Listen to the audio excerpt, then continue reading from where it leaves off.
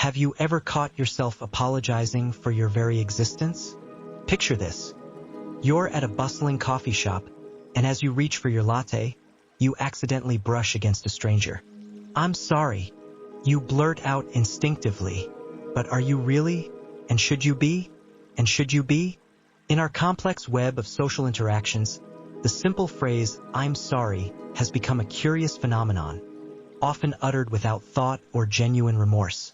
This seemingly innocuous habit of over-apologizing is more than just a quirk of language. It's a window into the human psyche, a reflection of our deepest insecurities. As we embark on this exploration of the apology paradox, we'll dissect the psychology behind excessive apologizing, examine its impact on our relationships and self-perception, and ultimately seek to understand what our apologies say about us as individuals and as a society.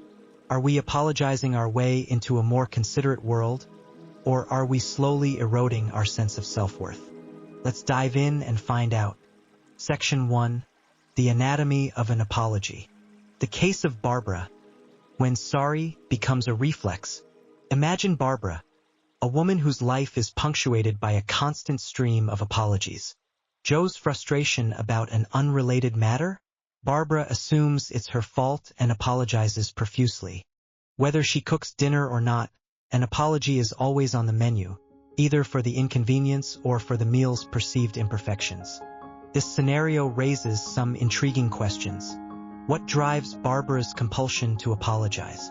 How does this behavior affect her relationship with Joe? Is Barbara's over-apologizing a form of kindness, or is it masking deeper issues? As Joe's annoyance grows and he begins to dismiss her apologies, Barbara's insecurity intensifies, leading to even more apologies.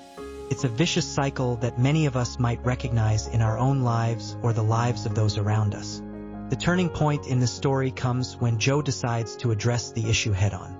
He explains to Barbara how her constant apologizing affects him, preventing him from expressing his own feelings and opinions. This moment of honesty reveals a paradox at the heart of. Title: The Apology Paradox. Unraveling the Philosophy of I'm Sorry. Introduction. In our complex social world, the phrase "I'm sorry" has become a curious phenomenon, often uttered without genuine remorse. This habit of over-apologizing is more than a linguistic quirk. It's a window into the human psyche, reflecting our insecurities and raising questions about identity, social harmony, and personal authenticity. Section 1. The Anatomy of an Apology. Over-apologizing can manifest in various aspects of life, from personal relationships to professional settings. It often stems from good intentions, to smooth social interactions or appear humble, but can backfire, creating discomfort and undermining relationships. Key question: how do our attempts to ease social interactions through excessive apologies sometimes create the very discomfort we seek to avoid? Section 2. The Professional Apology Trap. This moment of honesty reveals a paradox at the heart of the over-apologizing phenomenon. Barbara's boyfriend, Joe, sits down at the table where she's working. "I'm sorry, let me move this out of your way," she says, hurriedly rearranging her belongings. Joe's frustration about an unrelated matter? In the workplace, excessive apologies can be particularly detrimental. Intended to soften one's presence, they often achieve the opposite effect, undermining credibility and interfering with clear communication. If an apology is given not out of genuine remorse but as a social lubricant, does it retain any moral value? Section 3. The Psychology of I'm Sorry. Several psychological factors contribute to over-apologizing. Self-esteem issues, apologizing as a form of seeking external validation. Conflict avoidance, using apologies to preemptively defuse potential conflicts. Vulnerability shield, over-apologizing as a defense mechanism against disappointment or rejection. People-pleasing tendencies, excessive apologizing to be liked and avoid upsetting others. Cultural and gender factors, societal expectations and cultural norms influencing apologetic behavior. Philosophical question: can true self-worth ever be built on the foundations of others' approval? Section 4. The Health Implications of Excessive Apology. Research suggests links between over-apologizing and various mental health conditions, including anxiety, depression, and low self-esteem. This raises questions about the relationship between our language habits and mental well-being. Section 5.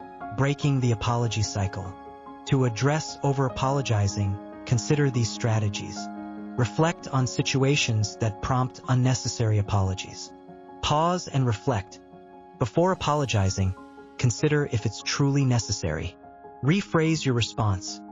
Transform apologies into expressions of gratitude when appropriate. Embrace assertiveness. Acknowledge the value of your opinions and needs. How might this self-examination and shift in language use change our relationship with ourselves and others? Conclusion: the philosophy of unapologetic living. Our language shapes our reality. By examining and adjusting our habit of over-apologizing, we open the door to living more authentically. This journey from excessive apology to self-assurance is about embracing a new philosophy of living, recognizing our inherent worth and engaging with the world from a place of confidence rather than constant contrition. What would your life look like if you saved your apologies for when they truly matter? How might your relationships, work, and self-perception transform with this shift in approach?